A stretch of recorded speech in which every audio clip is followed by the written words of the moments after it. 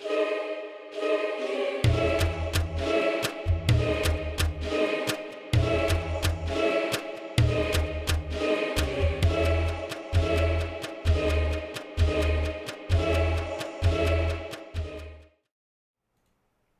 alhamdulillah, wa salatu wa salam ala rasulillah. Welcome to another episode of Haqiqatjou, where we discuss religion and politics, the two least controversial subjects. As always, I'm your host, Daniel Haqiqatjou, and today we have another exciting episode for you today, getting into some perhaps controversial territory for some of you, for some of the haters out there. But these are things that we have to discuss, and that's what Haqiqatjou is all about, discussing things that some people find uncomfortable. We're talking about Syria, new developments that have come to light, new statements from HTS officials in the new Syrian government. And what do these statements mean? What do they mean for the Israel-Palestine war? And what does it mean for the Ummah at large? This is what we're going to be discussing today. I'll also be reacting to some other clips, other TikTok videos, inshallah, towards the end of the episode. So we'll have some fun with that as well, inshallah. But as always, I want to remind you to subscribe to our newsletter. It is linked below in the description of the video. Go ahead and subscribe to that now, and you won't regret it. And don't forget to subscribe to the YouTube channel. That always helps us as well.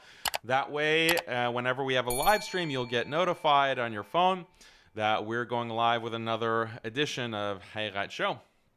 And as always, I'm going to be looking at the chat. I'm going to be looking at the super chat. I already see some generous super chats coming in, so I really appreciate that. I'll address the super chats and the chat in general throughout the episode at different points, and I'll let you know in advance. So if you have any specific questions, you can wait until that point to put it in the chat. So what is going on with Syria?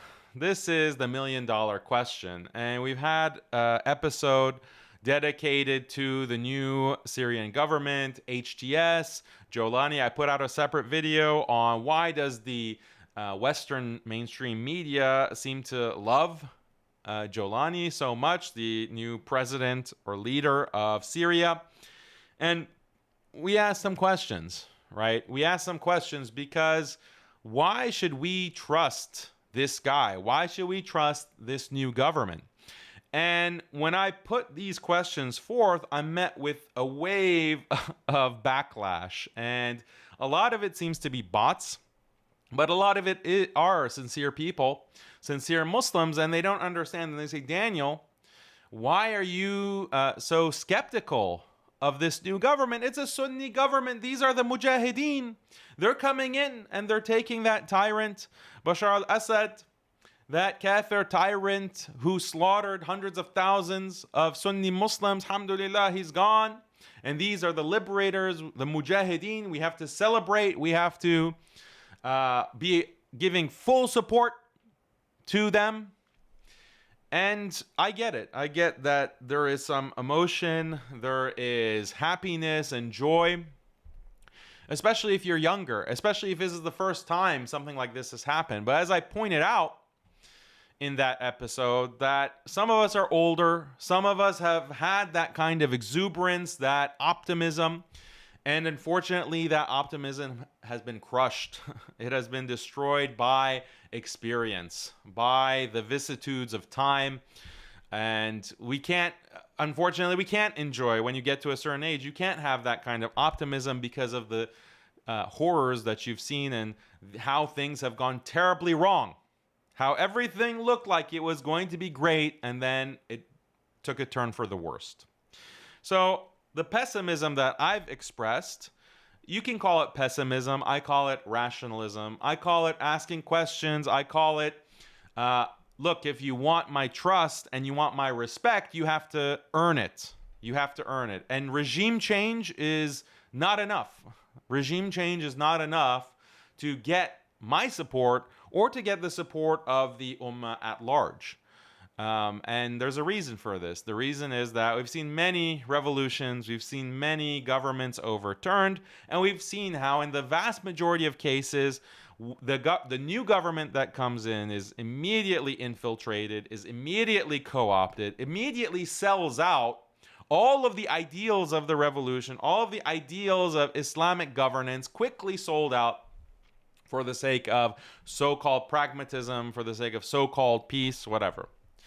So we've seen that over and over and over again. So why, and no one has been able to explain this to me, why should we trust this new government? Why should we trust Jolani? Why should we trust these new politicians that have been put in place in the different ministries of the government? Why should I just, as an outsider, trust? And the people who are supporting the government say, no, you have to. You have to, otherwise you're a munafiq. They go to that extent. Only the munafiqeen. Only if you're a munafiq, or you're a crypto Shi'i, or you're an Assadist, you support Bashar al-Assad. Only if you are one of those three will you have any doubt or anything less than full loyalty to Jolani if you fit one of those three descriptions. So why? Why? This is not really a rational claim. It's not a plausible claim. Of course, anyone is going to have doubts, especially given that Jolani has a very shady background. He has a very shady background, and the way that the West is reacting to Jolani is questionable. It raises eyebrows. You know, he was considered an ISIS-affiliated, Al-Qaeda-affiliated terrorist. And now, you know, he's in a suit and tie and doing interviews with BBC, with CNN, and they're pretty much softball interviews. He had a $10 million bounty on his head. That's lifted. That's gone. All the sanctions that were there, those are gone. You have Washington think tanks who are hardcore Zionists, are, you know, very positive on him. So these are question marks. I'm not saying that these are definitive or this proves anything. That's what I've been very consistent. I'm not saying that these things prove anything. They're just question marks, and we have to wait and see. We have to wait and see, and things will become clearer as time goes by. That's always been my position. And I think that's a very rational position. It's a very, it's a position based on facts, evidence. I'll make a judgment when the evidence is definitive, but if the evidence is not definitive, I'll simply withhold judgment and just ask questions. And that's really the way to hold these leaders accountable, by the way. If you want to just write Jolani a blank check and say, here you go, you know, whatever you want to do, we trust you, whatever you want to do, we're behind you, we love you so much. That's a disaster. Like, that's the rest of the Middle East, basically. That's the rest of the Middle East, all these countries that myself and you guys, many of you guys, are constantly complaining about. And people in Syria are constantly complaining about, oh, these Sunni countries or these Sunni governments, Sunni quote unquote, they're doing nothing for Palestine. It's just all corruption. If you raise a peep against these governments, they're going to put you in prison. This is authoritarianism. This is dhulm. This is oppression, clear oppression. You want us now to have that same kind of attitude of deference that you're complaining about in these other countries. You want us to have that with the new Syrian government. Why? Why? And no one can really answer that question. So, unfortunately, things are now coming to light increasingly. That leaves less room to doubt that the ideals of the quote-unquote revolution and the high-minded goals, maybe there isn't room for optimism. Maybe we need to now move into the more pessimistic side. Now we need to really be concerned, right? We had questions before. Now we're moving closer into the realm of serious concerns. serious concerns and getting to the point of alarm. We're getting alarmed by some of the things that we're seeing being reported out of Syria. And it's not because these are secret things that are happening and it's just, secret sources are leaking anything. These are the things that are being reported. These are the things that the Syrian officials are just openly saying to Western media. That's what is, we don't even have to delve into secret wires or leaks coming out of this administration. It's just being printed on the cover of New York Times. It's being printed on the cover of NPR. So when we look at that, it's alarming. And I'm going to share some of that with you, and I want to hear your thoughts as well. Let me just share my screen.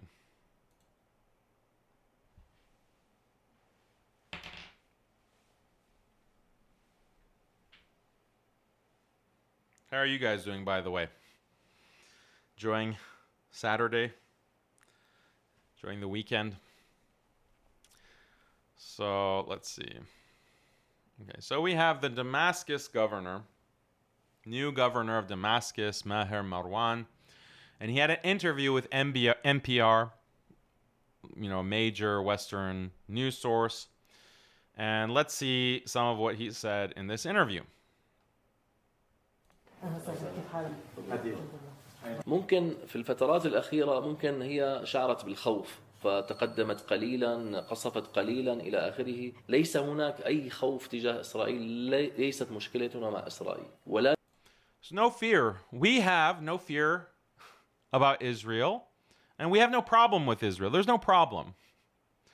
So just imagine that statement by itself. You have no fear from Israel, they're literally occupying the Golan Heights. They have even taken parts of southern Syria. They've had maybe around 500 bombings of military sites in the country. They've destroyed the previous naval force, completely wiped that out. And you have no fear? Wow. I wish I had the kind of calm, maybe they have some amazing stress relief techniques in the new Syrian government. They really manage their stress because they have no fear. It's nothing to worry about. We have no problems with Israel. لا نريد أن نعبث ما يهدد أمن إسرائيل أو يهدد أمن أي دولة. يعني هناك خلاص هناك أناس يريدون. We don't want any interference. This is what he's saying. We don't want any interference. We don't want to interfere with anything regarding Israel's security or the security of any country. يعني هناك خلاص هناك أناس يريدون التعايش يريدون السلام لا يريدون النزاعات. نحن نريد السلام. لا نستطيع أن نكون ند لإسرائيل ولا نستطيع أن نكون ند لأحد. And we want peace. We want peace with Israel. We can't be a match for them. We want peace. We're not worried about them. We just want coexistence with them. And then he also said, we're not going to threaten Israel's security. So that is a very concerning statement. Why? Because it means certain things. It means that we're not really going to push back on the territory that Israel has taken. Israel has taken the Golan Heights. They were occupying it before, but now they're even further pushing and settling with their settlers. And that's the situation for the Golan Heights. Israel wants the international community to recognize the Golan Heights as a part of Israel, rather than considering it to be occupied. And the Trump administration, the first Trump administration, recognized that the Golan Heights are a part of Israel. That was the big concession that Trump made and the big gift that Trump gave, along with moving the U.S. embassy from Tel Aviv to Jerusalem. The second big thing that Trump did was to recognize the Golan Heights as part of Israel. And probably in the second Trump administration, he's going to do more of the same and really push for the international community to recognize the Golan Heights as a part of Israel's proper territory. And what the new government in Syria is seeming to signal, not just because of what this governor is saying, but also what the president has been saying, other ministries have been saying, that this is, we're not interested in threatening Israel. We're not interested in any conflict with Israel. We just want peace. So this is very clearly signaling that they are not interested in challenging this, contesting this. And that's the main thing that's really needed for the international community to recognize the Golan Heights as officially part of Israel. Syria itself is not claiming this. Syria itself is not pushing back or countering this. So that's a big signal that he's giving. And that's the thing. It's coded language. And they're giving the kind of coding that internationally Zionists understand it, Israel understands it, the U.S. understands it, Europe understands. Everyone understands what is being said here. But then, these unfortunately uneducated Muslims who are telling us to blindly support whatever the new government does is saying, no, we can't go to war with Israel. We can't go to war. That's all he's saying. He's saying that we can't go to war with Israel right now. We just got through this revolution. We just got through 11 years of civil war. How can we consider even going against Israel at this point? That's what these people are spurging out about. But that's not the correct interpretation of what this governor is saying. What the governor is signaling is that we are not interested in disputing the Golan Heights that have now been further occupied and now militarily controlled. We don't care. We're not going to push back against Mount Hermon, this peak, this mountaintop that Israel now occupies, giving it a very strong strategic position at the base in southern Syria that puts it in a position to project power throughout southern Syria up to and including Damascus.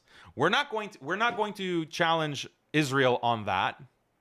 Furthermore, we're not going to allow Iran or Hezbollah or Russia or anyone to help the Palestinian resistance, to supply the Palestinian resistance, to supply Hezbollah. We're not going to allow that. That's what the Syrian government is signaling when they say we don't want to threaten or to allow any external threats to the security of Israel. That's what they mean.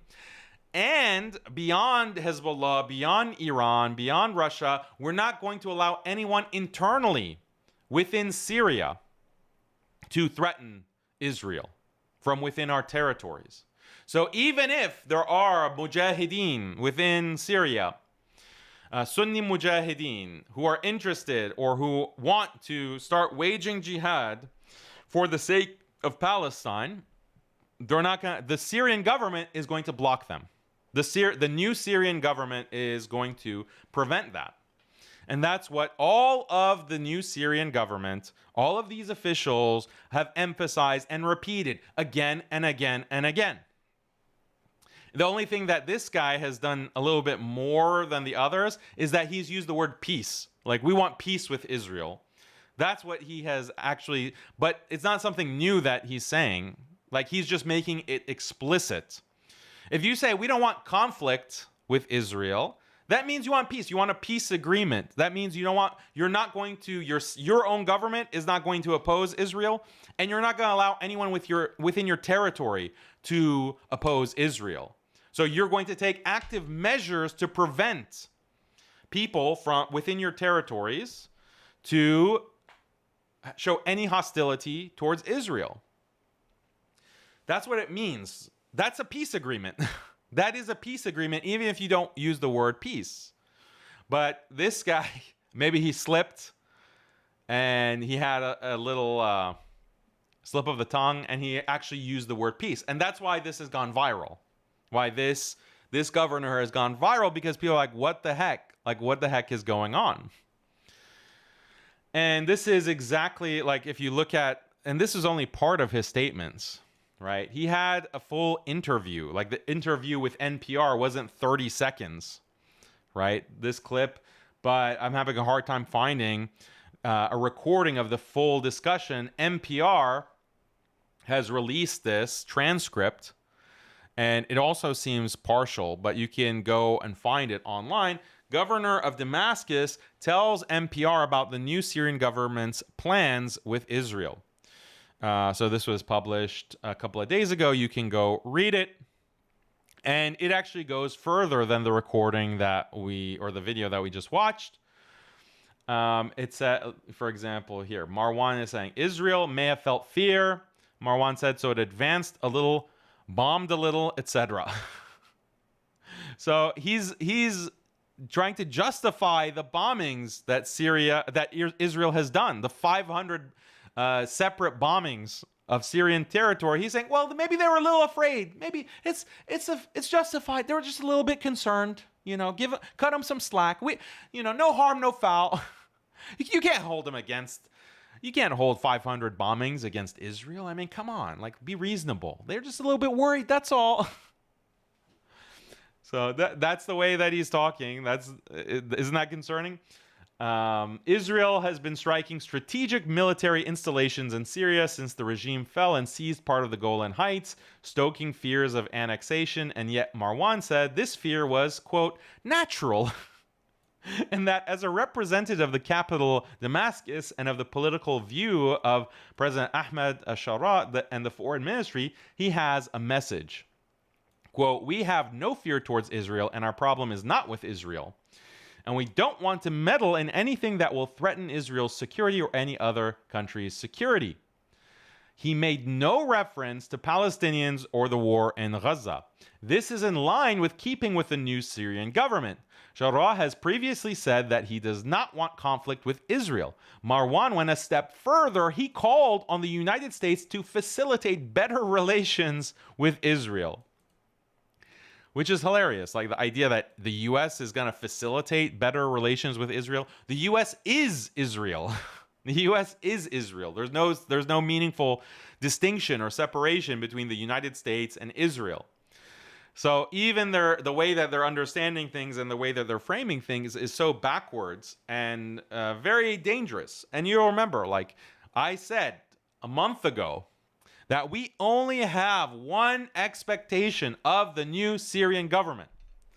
Do not open your doors to the United States to come and manage things.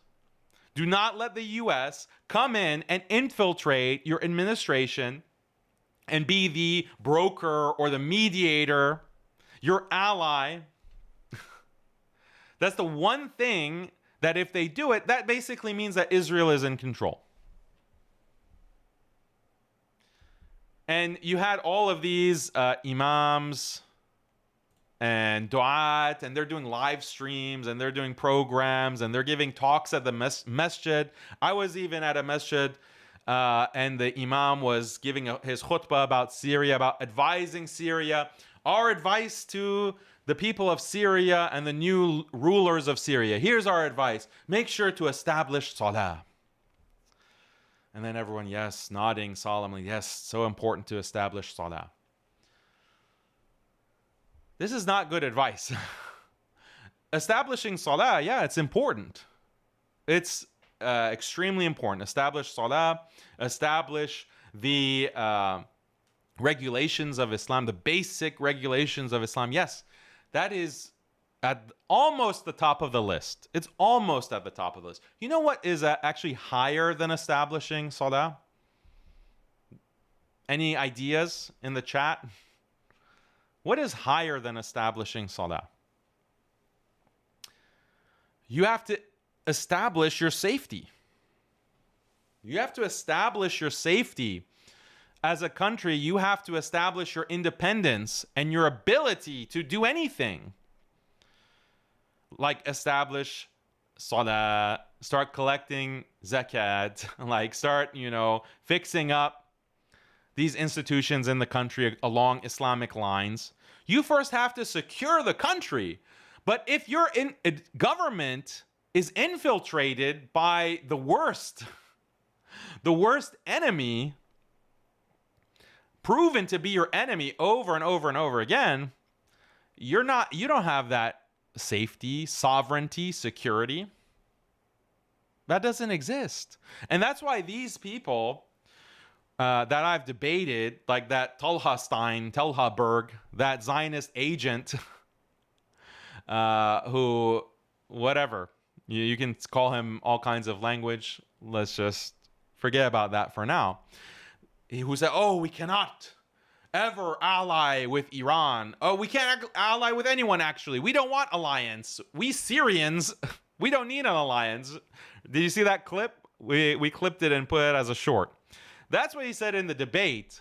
But then as soon as Assad is toppled, alhamdulillah, then Talha Berg goes on a podcast and say, we need to make, negotiate deals with Israel. With US, with the United States. So that shows that this person is either an agent or he doesn't know the first thing about geopolitics, doesn't know the first thing about basic history.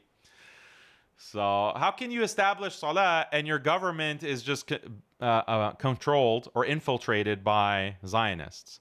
And people will say, oh, and we'll talk about this cope from these people in a second, especially those who are actually in Syria.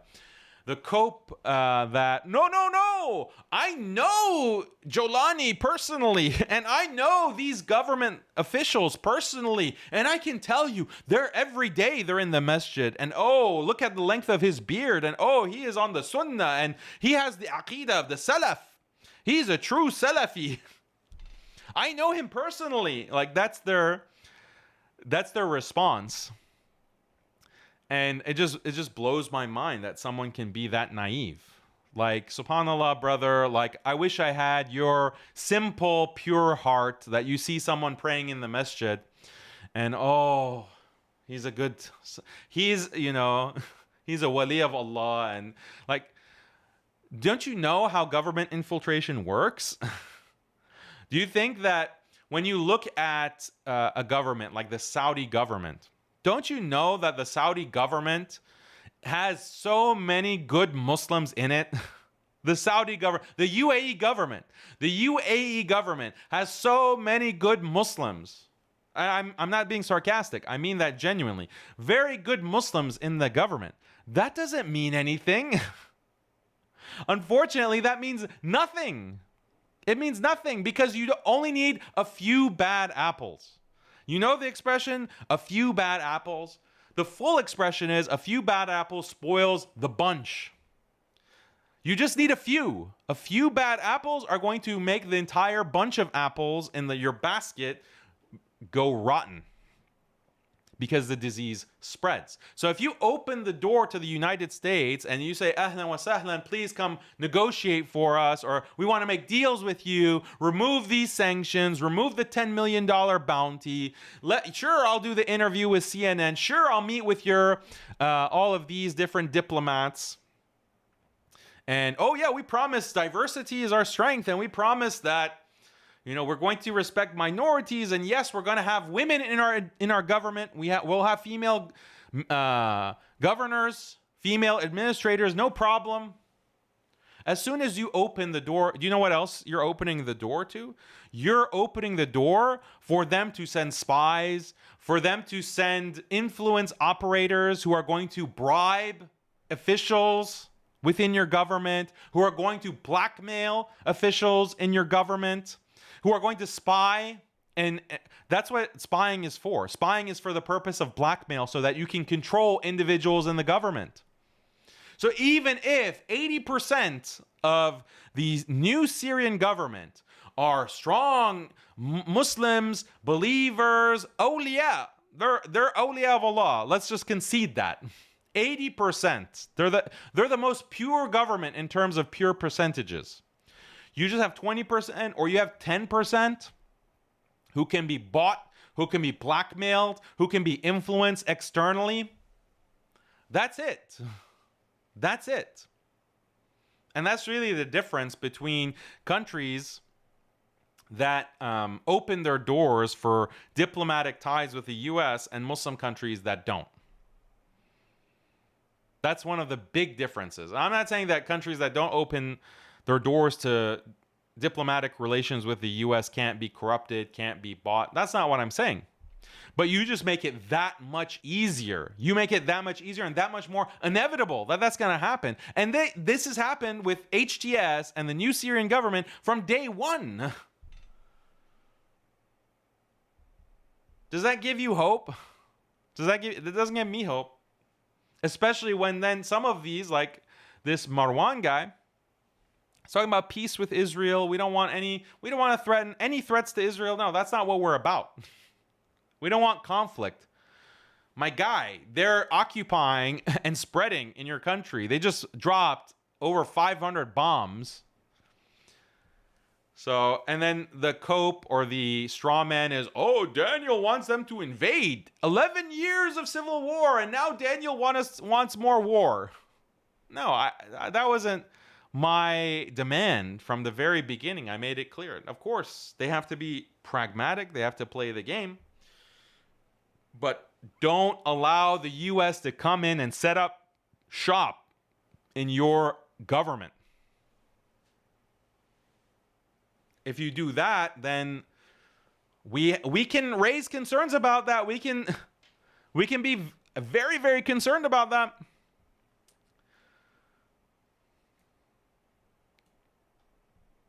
So go to this NPR article. Just Google Shalchi. That's the interviewer from NPR, Shalchi, Al-Shalchi. There exists a people who want coexistence. They want peace. They don't want disputes, Marwan said. There have been reports in Israeli media that the U.S. has urged Israel to engage with HTS, but that it has been reluctant. How cute, how coy. The U.S. is urging Israel. So basically, the U.S. and Israel are playing good cop, bad cop with Syria. The U.S. is the good cop. I just want to, we just want to have peace. We just want to have good economic relations with you, Syria. Good diplomacy. You're just gone out of this civil war, and you've gotten rid of this terrible, terrible tyrant who's been causing so much pain and death. So we're here to help. That's all we want to do. We just want to help you. It's good cop, bad cop routine. And it seems like HTS is falling for it hook, line, and sinker. And this is on the assumption that HTS wasn't in cahoots with the U.S. and Israel from even before the takeover of the country. A U.S. official who was not authorized to speak publicly about the matter told NPR that the U.S. relayed HTS's message to Israel. The official added that they had not urged either country in any direction. Marwan wants to change that. We want peace, and we cannot be an opponent to Israel or an opponent to anyone. We want peace. We don't want to oppose Israel. So, what do you guys think? Let's shift gears and look at, before I continue, what do you guys think of this? It's bringing you a lot of hope.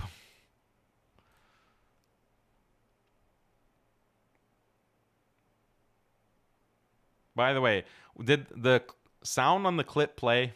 If yes, press 1. Just want to make sure.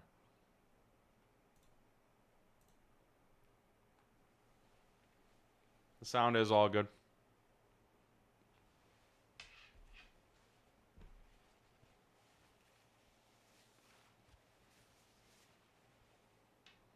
All right, some press 2. It didn't play, or yes, it did. Okay.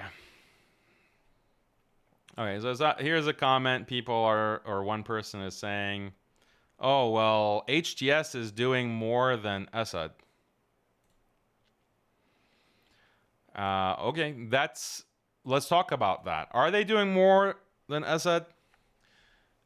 The thing about Assad, I'll concede that Assad, he actually maybe, there have been reports that maybe he was actually leaking information to Israel, information from Iran and Hezbollah. He was actually feeding Israel. There were other reports that there were WhatsApp chats going into Israel from Assad. So I'm not one of these Assadists who thinks that Assad was some kind of brave champion of Palestine, far from it. But one thing that does distinguish Assad is that he was not willing to give up the Golan Heights. He was not willing to concede the Golan Heights and say that, yeah, Israel, whatever, it's yours. We'll concede. He wasn't willing to do that. And that's part of the reason that Israel was so hostile to Bashar al-Assad. He was not going to concede the Golan Heights. So you can't say that HTS is better than Assad on that aspect. They're worse than Assad. They're worse because they haven't contested. They haven't contested, and they're signaling that they're actually going to give it up. And maybe they just don't have enough control of the country yet. Maybe they're trying to settle things down before they make an announcement. Now, if they come out and say that, no, we consider Israel to be occupying our land, they need to exit all of the Golan, all of that land that has to be evacuated, they're occupying it. Okay, then that's a separate issue. But so far, on that aspect, I don't see how HTS is better.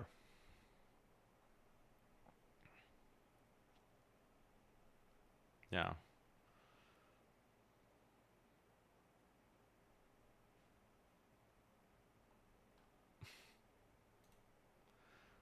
So let's see. Can you permit me to show you my point of view? What you said is not true, and don't respond to the reality. Stop promoting the Iranian propaganda of making the Syrian government a devil. So when you see a comment like this, you know it's just someone who's emotional. Like, if you, like everything that I said, your response is you don't know reality and you're just spreading Iranian propaganda, then how can anyone take you seriously? How can anyone take you seriously? And also, I didn't say that the Syrian government is a devil. I just said that these are questions, and my eyebrows are really raised by a governor in Damascus, the capital, saying we want peace with Israel. Anyone who has a question about that, anyone who is shocked by that is an Iranian agent, a Shi'i agent. So no one can take you seriously. We can just laugh and we can say that these are just bullying tactics. And it's similar to these kinds of Madkhali tactics where anyone who criticizes the position of Saudi and the UAE normalizing with Israel, anyone who criticizes that is a Iranian agent as well, is a Rafidi as well, or a Khariji ISIS agent. Like, those are the accusations that come from the Madkhalis. And now these Syrian supporters, or the supporters of Jolani and HTS, are spewing the same lines. They've just reappropriated those lines to direct at critics of the new Syrian government. We're not taking this seriously. We're not taking these accusations seriously. So if you have evidence, what about the reality have I not seen? That's my question. I don't see this guy's comment, like his follow-up. When the reality have I missed?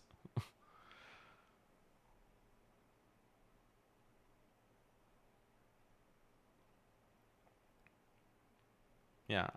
You're asking how is HTS worse than Assad?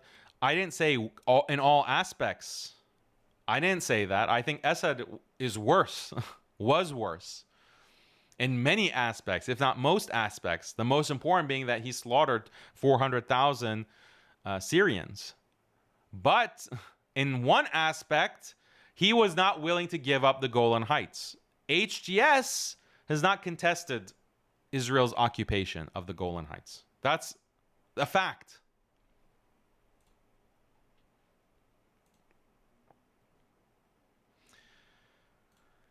Brother SYA, really appreciate your super chat. Jazakallah khair, very generous. Allah protect the ummah and let us enter Ramadan. Ameen. Not that much longer left till Ramadan. Let's see.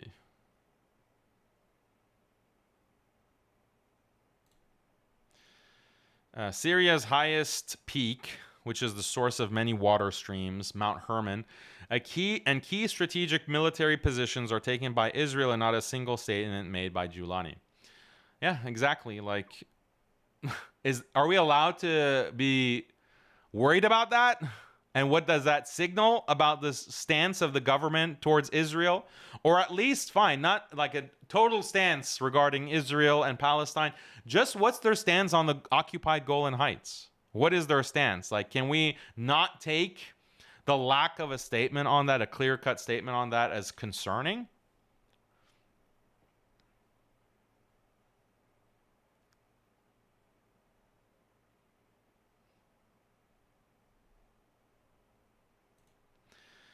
ISIS was said to be a proxy of Mossad/CIA, and now its leader is forming a government in Syria with Syrian Arabs dancing in the background. Sweet. I mean, I don't go that far. It seemed pretty clear that Jolani broke away from ISIS. So this kind of smear that, oh, we can't trust the government because they're ISIS, I think that that's too far. Like, we don't have to just buy that argument in order to have valid critique of what the Syrian government is actually doing. You'll notice that my criticisms have nothing to do with suspicions about, oh, they're secretly ISIS, or, oh, they're secretly CIA. My suspicions and critiques are based off of things that they're doing, things that they're saying, things that are all public information and acknowledged by mainstream sources. So I'm giving them a lot of benefit of the doubt. I'm giving them a lot of benefit of the doubt, and I'm steel manning them. And I'll even do more to steel man their position in a second. Because, yeah, these are indications that are not looking good about the new government. But there are some, at least one positive thing from the Syrian government that can give us some optimism. And I'm going to talk about that in a second.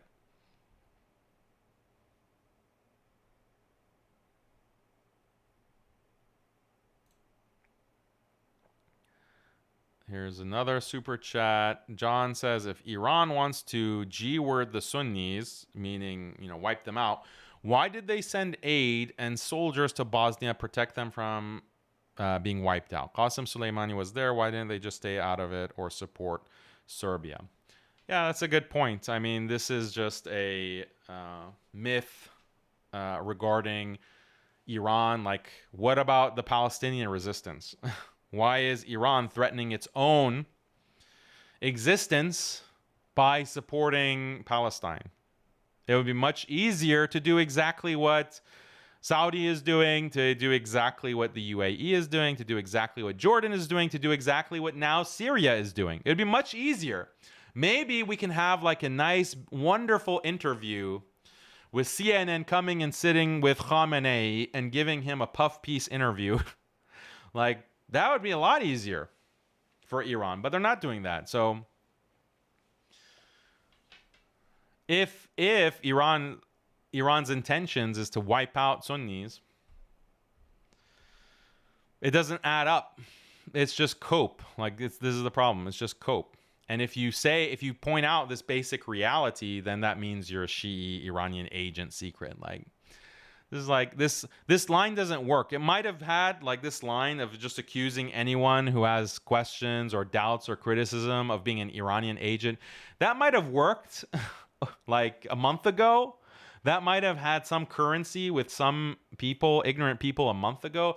But you've kind of spammed it way too much. So now it doesn't have the same efficacy, because a lot of people, just like the anti-Semitism label, Israel and Zionists spam that label way too much. And people who have very legitimate criticisms of, yeah, maybe you shouldn't be starving people to death. Like, oh, yeah, maybe you shouldn't be like just bombing apartment buildings and leveling an entire territory with these 2,000-pound bombs or 2,000-ton bombs. Like, maybe you shouldn't do that. And you're being labeled as an anti-Semite for saying such. Then that you lose all credibility. The label loses its efficacy. Same with the Shia thing. Same with saying, oh, you're just an Iranian agent. Oh, you're just a Shi'i. It loses its efficacy because people, especially now, they're like, oh, that's not good. He's saying peace with Israel.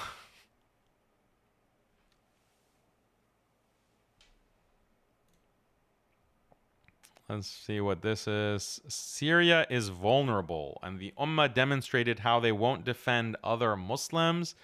Iran isn't popular with Syrians, so peace is the only option. Yeah, peace is only the option. Peace with the US and Israel. That's the only option, you know. And when I say something like, well, how about peace with Iran? How about peace with Iran? How about peace with Lebanon? How about peace with Yemen? That's impossible, Daniel. That's impossible. How can we ignore the blood that has been shed? Okay, you can ignore the blood that has been shed by the United States. You can ignore the blood that has been shed by Israel. That's fine. You can ignore that blood and say, we want peace with Israel, like the governor. And no one is criticizing from their camp. No one, all the people who are supposedly such purists when it comes to international relations. If your government has harmed the hair on the head of one Sunni Muslim, we have that much love, we have that much loyalty to the ummah that if your government has hurt the hair, one hair on the head of one Sunni Muslim, we will never ally with you. We will never agree to have peace with you, ever, ever, ever. That's what they were saying in that debate, right? That's what all these people have been saying. But as soon as they take power, oh, brother, we have to be pragmatic. You know, yes, the United States, let's make a deal, let's work. Now you want to work with the US? Now you want to have peace with Israel? This is like the most obvious hypocrisy, the most obvious double standard, and no one's calling them out on it. No one's calling them out on it. Yeah, I'll call it out. Call me Assadist, call me an Iranian agent till you're blue in the face. Like, you're not going to get away with that. You're not going to get away with such a obvious double standard, obvious hypocrisy. Yeah, I've been advocating for pragmatism. I've been, Brother Mohammed, I've been advocating for being pragmatic. I've been advocating, yes, Syria is vulnerable. That's the first thing I said. Syria is vulnerable now. And go back to the very first post. I said, now what's important is making the right alliances. Making the alliances that are going to guarantee a future for Syria and making sure that it doesn't become Jordan 2.0. I'm for pragmatism.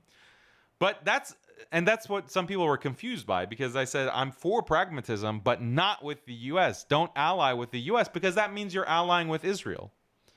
And we've seen how that goes over and over and over again historically. So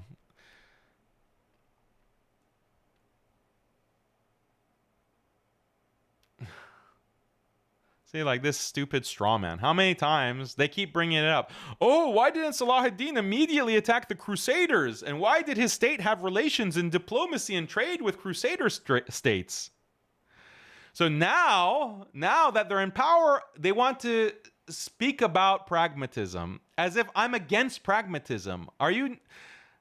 I think there's an English problem. Last word. Do you speak English? Like, is English a second or third language for you? Maybe your first language is something else. I'm for pragmatism. And I'm not asking the Syrian government to invade Israel or to go fight with Israel. I'm just saying, don't open the door. Don't make deals with them. Don't, just like other countries, other Muslim countries have been able to say no to the US and Israel, Syria should do the same. If it wants to have a future, ally with Russia, ally with China, ally with Iran, ally with all these other powers that are closer than the US. I want you to be pragmatic. I want you to be have diplomatic relations, but just not with the one country that has a pattern of destroying all of these Middle Eastern countries for the sake of Israel. Can you do that? Like, is that too much to ask? Just repeat the same point. Just repeat the same point. Daniel, we can't. How can they attack Israel? Daniel, how? It's suicide. Oh, man. Thoughts on his post clarification? We're going to look at that. We're going to watch his clarification. Tom, appreciate it. Keep it up. Don't let the haters get to you. Appreciate it. Look at the Israel subreddit's reaction. That tells you all. I haven't seen that, but that's interesting. I'll check it out.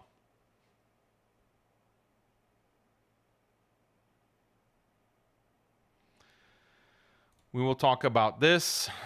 Surprised? How can we have an authentic rebellion with the U.S., Israel, Gulf, Turk funding? Why are Sunnis so gullible? Like Umayyad's people before you accepted greater scandal, you will accept destruction of DPAL cause. Well, not all of these countries that you're describing are perfectly aligned. Like Turkey, I don't think is just a U.S. puppet. I think Turkey does have a measure of independence. And I said that my preference is if Turkey ends up being like much more involved, and that would be a good sign. And we're going to talk about that in a second. Turkey being involved is one of the positive signs that I have, or that I think is a good indication for optimism. Cairo Law says it's taqiyya is okay when their real rulers do it, I guess. Yeah, when HTS practices taqiyya.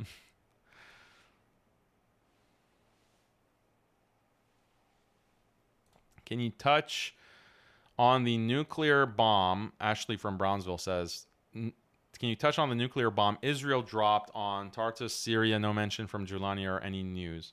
I don't think it was a nuclear bomb. I think it was just a weapons depot that was struck, and the explosion was so big that it had a mushroom cloud. That's what I think.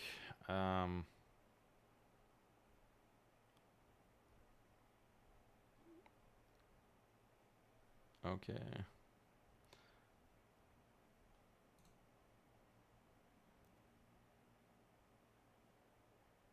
We can't have peace with Iran and Lebanon because they can be defeated in battle and politics while US and Israel cannot.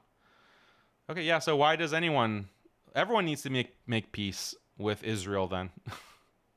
Everyone should make peace, you know. The Palestinian resistance, Hamas, Qassam Brigade, like Gaza, West Bank, just make peace with Israel and the United States, you know, everyone. Just make peace. That's what we should do, right? Just like HTS. We can't match. So let's all just lay down our arms and make peace. Turkey, Iran, obviously. Everyone just make peace with Israel. That's a real brilliant plan. That's a real revolutionary mindset, right? The Mujahideen are gonna march to Damascus and then march to Jerusalem. That's what we were being told. But now it's like, well, we can't face them, so we have to have peace. It's like, do you not hear what you're saying?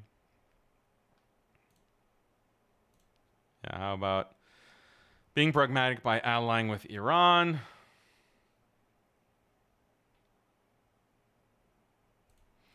You can see the infiltration already. You've been spot on all along. Our online brothers are more on emotional ranting than being factual. Jazakallah khairan wa yakum. Appreciate it. لا يكلف الله نفسا إلا وسعها. That is true. Sadaqallah al-Azim. Not sure how that's related, but it's true, obviously. Maybe you mean that the burden of not allying with Israel is too much. Any other comments before we move on and talk about Turkey and the new government?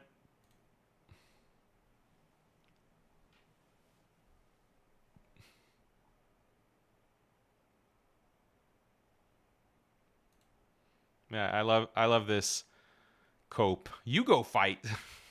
You go fight.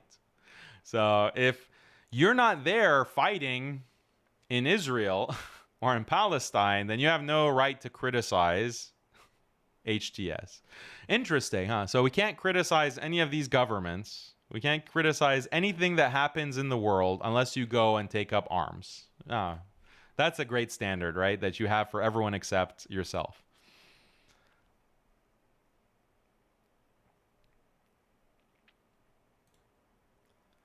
Daniel, you need to check deeper. It was not a weapons depot. It was a nuclear bomb. Evidence and satellite images show proof, and radiation reached Cyprus and Turkish coast. That would be, I think, shocking. I would expect like some of the anti-US news outlets to make a bigger deal of it, but I haven't seen that. So I have to look a little bit more closely.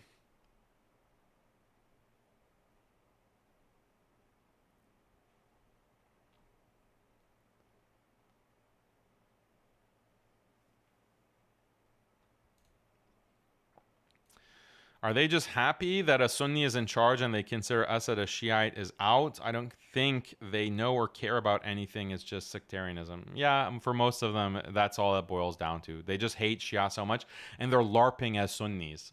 So some of these guys like Talha Berg or, you know, that Wissam guy that I debated and others, they just pretend like they're Sunnis. Some of them are like hardcore liberal secularists, and they just want to LARP as, oh, we're behind the Mujahideen, just for the sake of a social media operation. But in reality, like, these people have no connection or care for these aspects of Islamic rule or Khilafah or anything like that. They just hate Iran, they hate Shia, and they are just coasting on this revolution to sharpen their axe, or they have an axe to grind against Shia, and they're just using the revolution as an excuse.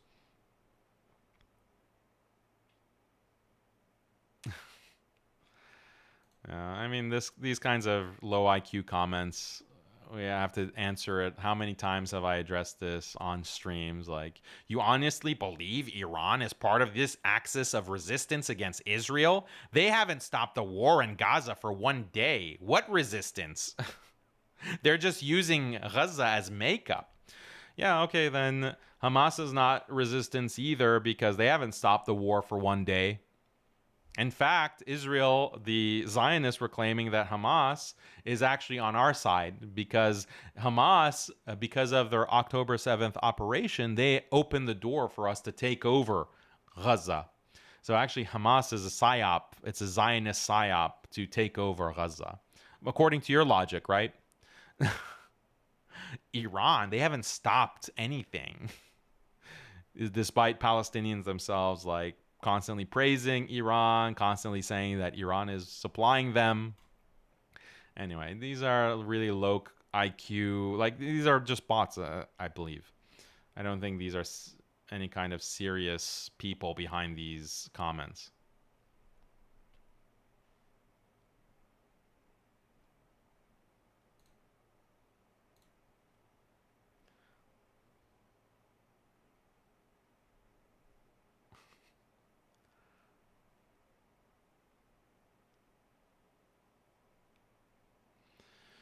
Okie dokie, let's move on now.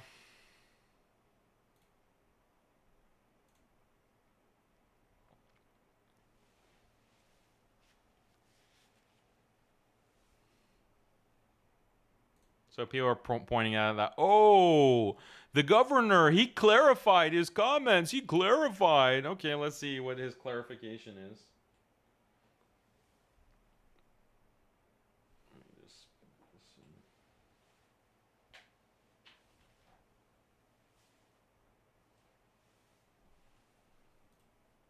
السلام عليكم، يعطيكم العافية جميعا. تحياتي لجميع المحبين والمنتقدين، الجميع على حق. ومن واجبي أن أوضح مقصدي الذي ظهر عبر أثير إحدى الإذاعات الأمريكية.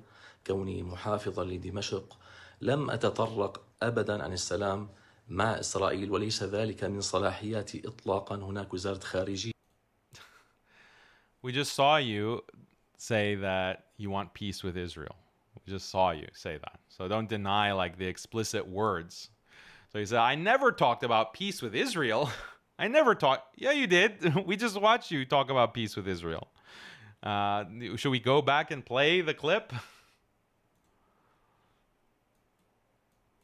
أن نعبث ما يهدد أمن إسرائيل أو يهدد أمن أي دولة. يعني هناك خلص، يعني هناك أناس يريدون التعايش، يريدون السلام، لا يريدون النزاعات. سلام. نريد السلام، لا نستطيع أن نكون we want peace. We want salam.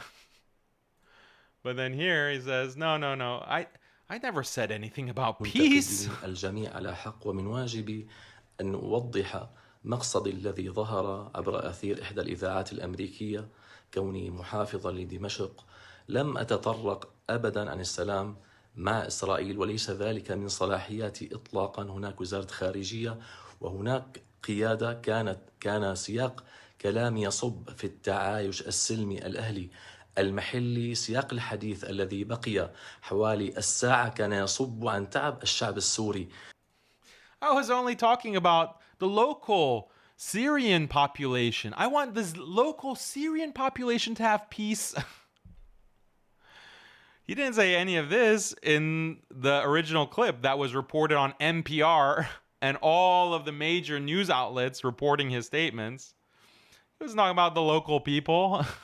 So this is just damage control. He's just doing damage control. He's trying to, the context, the siyaq of my speech, the siyaq was, about the local people. We want peace.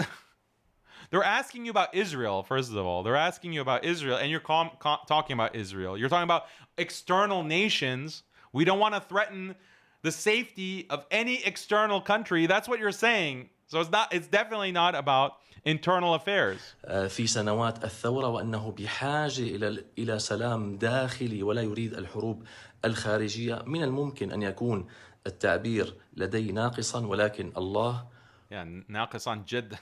It's really lacking. What are you talking about? You're saying the exact opposite now that you said before. Actually, he's not saying the opposite. Clarificate. Let me correct myself. He's not saying the opposite. He's not saying that, no. I actually want us to threaten Israel. I'm going to stand with the Palestinians. They need to get out of the Golan Heights. Like, that would be a correction. Then we can say, okay, now that makes sense. Our apologies, your statements maybe were taken out of context. But he's not saying that. He's saying something that still maintains, it still is in line with what he said previously. Like, you want peace with Israel and you want peace internally in the country. And maybe my expression was lacking. How so? How was your expression lacking? What was the naqs in your comments? هو الرقيب على ما قلت وما نويت. شكرا لكم. Yeah, so people are posting this. He had a clarification. Like, what did this clarify? This was just damage control. And he didn't contradict anything that he said previously. So, I'm laughing like this, but do you know who's laughing even more? Israel. Do you know who's laughing even more at Muslims being this gullible and being this stupid? It's in Tel Aviv. They're laughing their socks off right now. Like, how can you really be this gullible? And then immediately, like, Talha Berg comes in and says, literally no one spoke about an alliance with Israel. They said they don't want conflict with them. How's that an overture of an alliance? And then here is the report from NPR saying that they're calling on the U.S. to facilitate better relations. Better relations. Oh, no, that's not an alliance. Oh, that's not an alliance with Israel. Peace, having peace with a country means that you have an agreement in place. You have a deal in place. That you're not going to aggress against that nation, and you're not going to allow anyone within your territory to aggress within that nation, and you're not going to ally with any country that's going to aggress against that nation. And that's what it means, what the governor has just said. That's exactly what he said. We're not going to threaten Israel. Their security is not going to be threatened by us. We want peace. So that has three components. The HTS is directly not going to threaten Israel. Number two, they're not going to allow anyone within their territory to aggress or to attack Israel. And number three, they're not going to ally with anyone who's going to be hostile to Israel. That's all that a peace agreement means. That's all that it means. And when you have a peace agreement with a country, yeah, it can go further than just peace. But when you have the U.S., they're claiming that they want the U.S. to facilitate better relations. How is that different than Saudi? How is that different than the UAE? How is that different from Egypt? How is that different from Jordan? So who are they trying to fool? Like, anytime one of these officials comes out and makes a kind of pro-Israel statement like this, you have Talha Stein, the agent, come out and say that, no, you're a liar. You're a crypto Rafidi agent, as if people aren't seeing like the black and white, as if they don't hear the words that are coming out. He always has to come out and put a spin on it. Why? Because it proves how wrong he was, and all of these bots, how wrong and stupid and treacherous against the Ummah these people are. They're just handing Muslim lands to the United States, which means you're handing it to Israel. And you're backstabbing the Palestinian people. But that's becoming apparent now. That's like slowly becoming apparent. That's the alarm that we're starting to all feel. So you guys can cope. Cope all you want. It's not going to change anything unless the people in charge in Syria change. So then you have these comments being made in response to my tweet. So I tweeted this out, these statements by Meher Marwan, or whatever his name is, and the cope fest. There's just a wave of coping and seething. So this guy says, I agree with his statement with the governor. The Syrians have been engaged in a war against the tyrant Assad and his allies, including Russia and extremist Shia groups, for over a decade. Recently, 85 of Syria's weapons were destroyed after the regime leader fled to Russia. This seems like a bot comment, but it's an interesting use of passive voice. 85% of Syria's weapons were destroyed. Were destroyed by whom? Who destroyed them, I wonder? I wonder who destroyed them. Your use of passive voice makes it a mystery as to who destroyed all of these weapons. 85% of them. So see, people aren't like there's two kinds of comments. One type of comment, oh, you just misinterpreted Marwan. You misinterpreted. He doesn't want peace with Israel.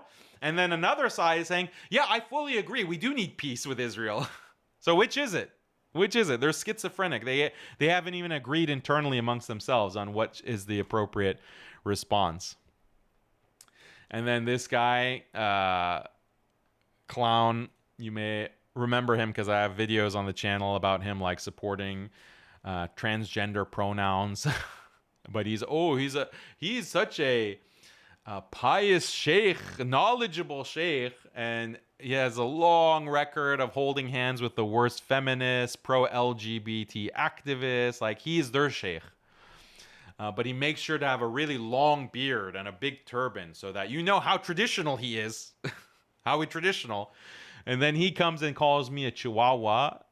Tehran's chihuahua, Khamenei's chihuahua. So I said, okay, if I'm the chihuahua for Iran, then you're the chihuahua for Rabbi Jacob Herzog, who is making a trip, to Damascus, as he announced, flying to Syria to meet with the Syrian officials. That was announced and reported on.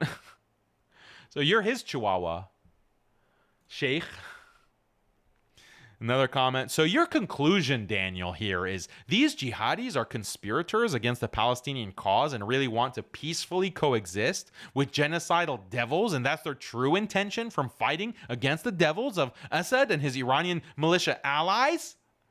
You're disgusting. Yeah, the jihadis are practicing taqiyya, basically. The jihadis are practicing taqiyya. Like, you think your conclusion is that they actually want peace with Israel? Even though that's explicitly what they said? You believe the words that they say? You're disgusting. Just cope. And then this guy, this is the biggest coper. This is the biggest cope. He's constantly seething. Like, just relax, bruh. Relax. Get some shay, sit back and relax because you're really stressed. It's like, I'm really trying to ignore your existence on this planet. But you are one of the many trials from Allah upon this ummah, which we need to deal with.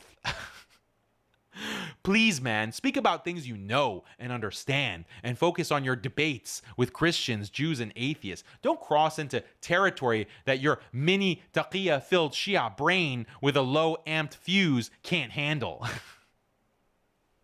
So just ad hominem, not actually addressing what the Syrian governor has said. Not like, oh, okay, this is out of pocket, and maybe this governor, he's not actually representing the official stance of the government. Anything. Say anything except you're Iranian agent, you Shia. You taqiyya practicing Shia. Your taqiyya-addled brain can't handle it. It's ad hominem. Like, this is supposed to be... Like, and I think this guy is like doing public relations, like PR for HTS. Like he's trying to do like the media for for the new government to like the blogosphere, maybe. I don't know. I haven't followed much of what he's putting out, but this was really telling. Like, it's just name calling.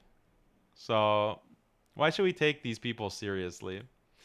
And then here he has another deranged, unhinged comment. We have lived and sat in the same trenches for years with our leaders. We know them, know their vision and plan and ultimate goal, and we know to listen and obey to them and help them in reaching the ultimate goal. Our leaders are doing some progress with the help and permission of Allah to help the ummah to a better state again. Our goals are big and we are patiently working towards it. While you are sitting in your dad's comfortable home and criticizing the ones who are on the forefront of this ummah. I am not going to waste my time with you as I am busy with something more important than your whole existence. Alhamdulillah. Just want to set some things clear for some sincere people who still might think that you have some sense in your mini brain. My mini brain, is this like the popular insult coming out of Idlib or something? My mini brain? Yeah, so my existence is not as important. My whole entire existence is not as important as, mashallah, the important things that he's working on. Wow, with the leaders of Syria, subhanallah. Yeah, okay. So again, ad hominem, appeal to his own authority. No one can criticize, no one can scrutinize what we're doing. You don't know. You weren't in the trenches. This is like pure madkhalism, basically. This is pure bootlicking. Like every Madkhali says the same thing about his rulers. They all say the same thing. You don't understand our brilliant 5D chess. You don't understand in your mini brain. Why? Because you're Shia or you're Khariji, you're ISIS. You don't understand. They just accuse you without actually addressing the concern. Our goals are so big. We're the heroes of the ummah. We're saving the ummah, not like you trash. Don't understand our genius plan. So let's just give him the benefit of the doubt and say, yeah, maybe these rulers have said something to him to make him think that they really are working for the ummah. Okay. So what? So what? You think that your rulers can't be corrupted? You think that those rulers can't be infiltrated? You can't admit the possibility or the danger that even if 90% of them are good, awliya of Allah, Mujahid awliya of Allah, 10% could be corrupted and ruin the whole thing? Like, you don't have no concept of that? You don't have any concern with that? So this is what these Syrian revolutionaries are falling into. It's a kind of crass madkhalism. And we don't have to tolerate this. Like, sorry, like, you're not very convincing. You're not very compelling. And I don't assume that you speak for the Syrian people. Like, you pretend like you're such an authority. I don't, like, just because you have bots following you, that doesn't mean you speak for the Syrian people or you represent their views. You represent yourself. You don't even represent your leaders, frankly. They're speaking out of pocket according to you, or not according to you. You didn't even say that. But they're saying things that what we're reading or what we're hearing and what we're reading, what we're seeing from your leaders is quite shocking. It's quite disturbing. Handle it. When it comes to politics, this guy thinks like ISIS. Declare a war on everyone and watch everything crumble while Daniel cries for you and defends you on YouTube from Texas. So again, Medkhali mindset. If you have any kind of critical remarks about our governor of the capital of our country saying we want peace with Israel, and he can't even say one word, even in his camera video recording, he can't say one word in support of Palestine, then you're ISIS. You're a Khariji. So this is just Jordan 2.0. This is like UAE Israel normalization 2.0. That's the best for now. It would be insane to be antagonistic toward the mad dog like Israel. They aren't armed. They need to build up first. They aren't even in full control of the country. Jerusalem is hard-coded in their doctrine, so I'm not really worried.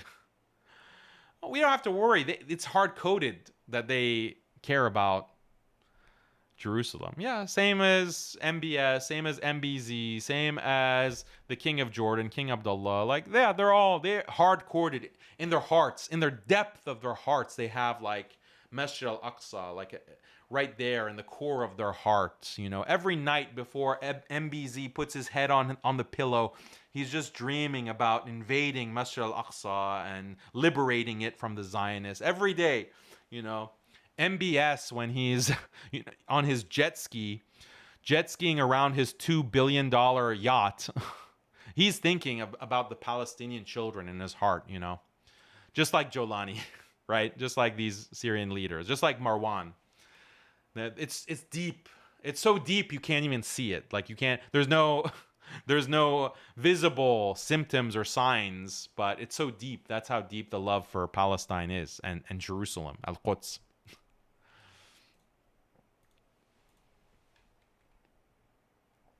Palestinians are genuinely happy with whatever is happening in Syria. Whatever is happening in Syria, Palestinians are genuinely happy. It doesn't even matter what happens. In Syria, Palestinians are going to support.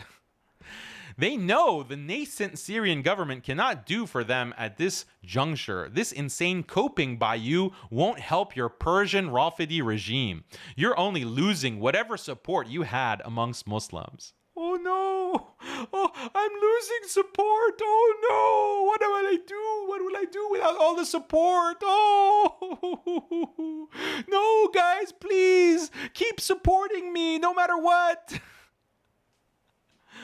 Yeah, so I said, yeah, I'm sure the Palestinians are overjoyed that the governor of Damascus is calling for an alliance with Israel and calling for peace with Israel. I'm sure they're really thrilled. The Palestinians are really thrilled. The bombs are dropping on them, you know, and the last dua that they're making as they're being wiped out by the IDF is, oh, God bless Jolani. May Allah preserve HTS and Jolani. They're not doing anything. They can't even say our names, but I'm sure we're in their hearts. I'm sure we're in their hearts. Yeah, I'm sure that's what's happening in Palestine, according to Henry here. What do you want? Shall we jump into the battle even if the resources are lacking? Why not prepare by taking some time under some pretext? Is our only hope left with Syria from this ummah? Why don't some people speak openly? Many questions arise, brother. So again, this straw man, like I'm asking for the Syrian government to marshal the country to go to war, all out war with Israel. Like, yeah, that's a straw man. That's not what I'm calling for. All I want is no alliance with the U.S., no alliance with Israel. Is that too much to ask? Is that too much to ask from these revolutionaries? Apparently it is. Apparently it is too much to ask. We, the revolutionaries of Syria, tell you that these words are not binding on the Syrian people, so do not use them to serve your own intentions. We are hostile to Israel, and we want our lands in Jolan and Palestine to be returned to us, and we declare them with pride. This is what one person commented. The words of the governor do not represent us. This Meher Marwan, he is speaking out of pocket. We declare the lands of Jolan and the lands of Philistine to be rightfully ours, the Muslims. The problem, unfortunately, brother, is that your leaders in Syria are saying they don't want to threaten Israel. They don't want to pose any threat to Israel. That means it doesn't matter how gung-ho you are and how pro-liberating Quds you are. It doesn't matter. They're the ones who are going to stop you. They're the ones who are going to prevent you from having any kinds of actions against Israel. Just like in Jordan. Just like in Jordan when King Abdullah prevents the Palestinians who are in Jordan from going to help and fight against the genocide of their brothers and sisters. Who's holding them back? It's not Israel who's holding them back. It's King Abdullah. It's the Jordanian government, the Jordanian army that's holding them back and preventing them from taking any kind of action against Israel. And Syria's government is signaling that they're going to do exactly the same thing. This is why the title of this video is New Syria is becoming like Jordan 2.0. Just another Jordan. So you need to wake up a little bit. Stop being naive. This is the Herzog guy, Rabbi Herzog. He's the Grand Mufti, or the Grand Rabbi of Saudi. And he announced, what is the date on this? I cut it off. But this was like a couple of weeks ago. I'll be in Damascus soon to meet with Syrian officials and congratulate the Syrian people on their freedom and deliverance from the sectarian Assad regime. The Syrian people have the right to be free and choose their own government. Democracy. I'm here to extend a hand of brotherhood, cooperation, and tolerance to a people who have suffered 54 years of oppression. We support the Syrians and reject the conspiracies of the counter-revolution. It's enough for Saudi Arabia to be proud that it was the first to welcome the Syrian liberation and raise the flags of the revolution in the middle of Riyadh. So, is this a good sign? Is this a good sign? Like any objective observer, okay? The non-objective observers just accuse the rabbi of doing taqiyya. But for any objective observer, this is a good sign. And this is not like some peace-loving rabbi. This is the picture that he posted on Twitter. The respected rabbi flying first class to Damascus to meet with his friends, the Syrian revolution. This is not like some random rabbi. This is a rabbi that served in the IDF. And here he is taking a picture with Gallant.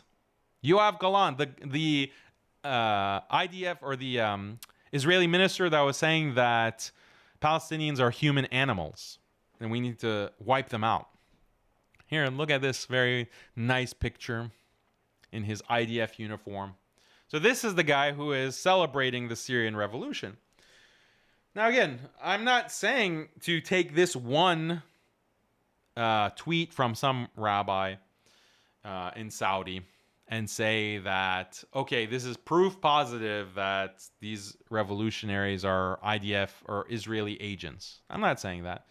But these are bad signs. These are concerns. These are alarming signs.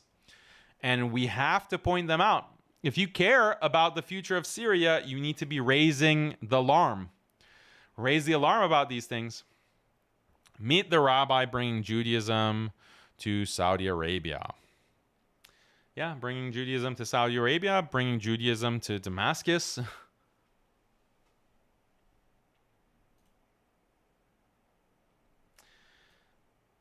So then you have a bunch of these madkhalis. What's the difference? This is my question. What's the difference? How dare you criticize our beloved rulers in Saudi and UAE for seeking peaceful relations with Israel? They're playing 5D chess, so shut your mouth, you Khariji terrorist. And two, how dare you criticize our beloved HTS rulers in Syria for seeking peaceful relations with Israel? They're playing 5D chess, so shut your mouth, Assadist crypto Shi. What's the difference? I really want to know.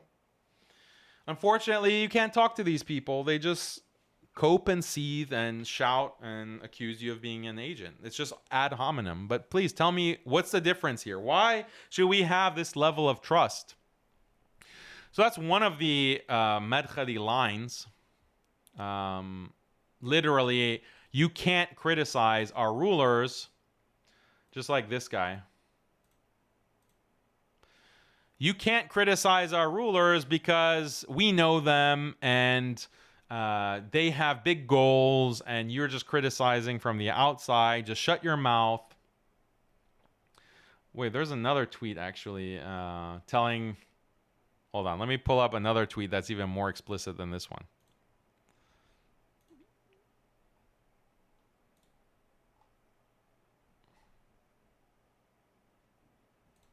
Yeah, from this same guy.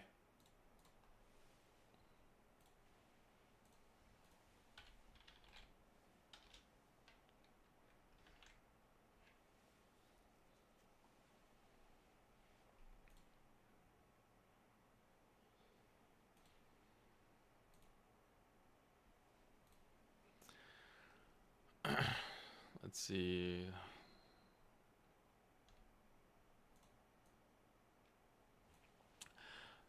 There is no normalizing with Israel, he claims. The words of the governor of Damascus was misinterpreted. Were misinterpreted. And he made a video where he clarifies his statement. As we saw, there was no clarification at all. Secondly, of course the Ummah should be able to criticize and advise these rulers, which doesn't mean to speak about their mistakes on social media, which will not bring anything except harm to them. There are ways to privately contact them and advise them or let them explain themselves and their stances. So this is 100% Madkhalism. Like, he's just lifting this line straight from Rabi' bin Hadi al-Madkhali's playbook. We're not saying don't criticize the rulers. You have to criticize, but only privately. Only privately. Take him by the hand, sit with him, and privately criticize. Otherwise, you're just harming them. And that means you're a Khariji, or you're a Shi'i Iranian agent. So this is like straight from the Madkhali playbook. So that's number one from their playbook. Number two move from the Madkhali playbook is that they say, which we saw in the previous tweet, oh, we were in the trenches. You can't understand the situation of Syria unless you're in Syria. You can't understand unless you're in the alleys of Idlib. You can't talk about Syria. You can't talk about our government. That's also a Madkhali line. Haven't you seen all these Madkhalis? Like, you can't criticize Saudi normalization with Israel. You can't criticize UAE normalization with Israel. You can't criticize Saudi Halloween or Saudi Kaaba dancing fest with naked women. You can't criticize any of that unless you're in Saudi. And you don't have the guts to come to Saudi and criticize. Yeah, no duh, no crap, I don't have the guts because I don't want to be locked in a dungeon for the rest of my life. So this is like the same Madkhali line. Oh, you want to talk about what the governor said about we want peace with Israel? Well, come to Damascus if you have the guts, and you can't talk about us. You can't talk about Syria unless you were in the alleys of Idlib. So this is a pure Madkhali line, and it makes no sense. Like, why is being in the country a requirement for criticizing the actions of that country? And especially like these Salafis in Syria, like some of them, they have an opinion about everything. They have an opinion about every country and every issue. They're the most outspoken, frankly. Like, if we want to be honest with some of these Syrian Salafis, they have an opinion about everyone and everything, but now when they're getting criticized or when their beloved rulers are getting criticized, oh, you cannot criticize. You don't know. You don't have the information unless you're in the country. Unless you're in the streets of Idlib. This is nonsense. This is absolute nonsense. And also, oftentimes when you're in the country, you have less of an understanding of what's happening. Just being in the country is not necessarily positive. Doesn't necessarily confer you some kind of special knowledge that others don't have. What really we have to know to understand the situation in Syria and to understand the future of Syria is wider geopolitics, wider history to understand the interests of all of these other countries, like the US, like Turkey, like Russia, like Israel. That's those kinds of geopolitical facts.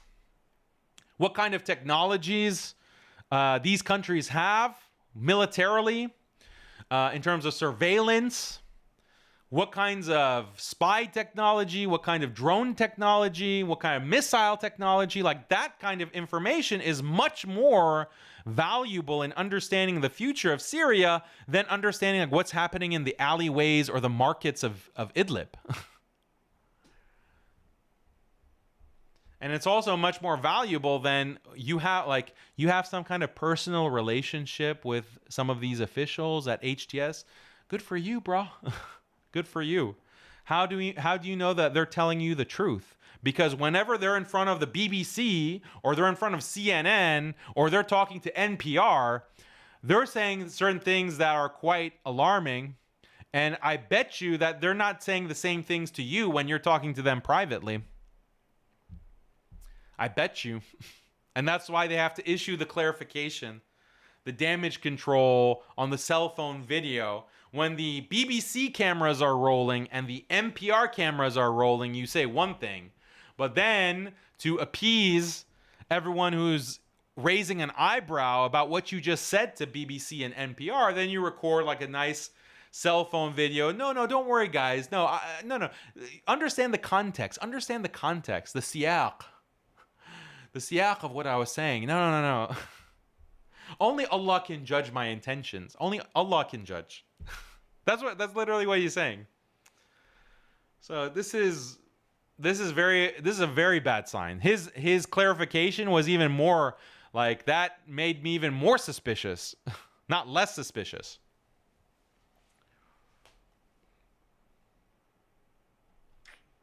Yep. That's the situation.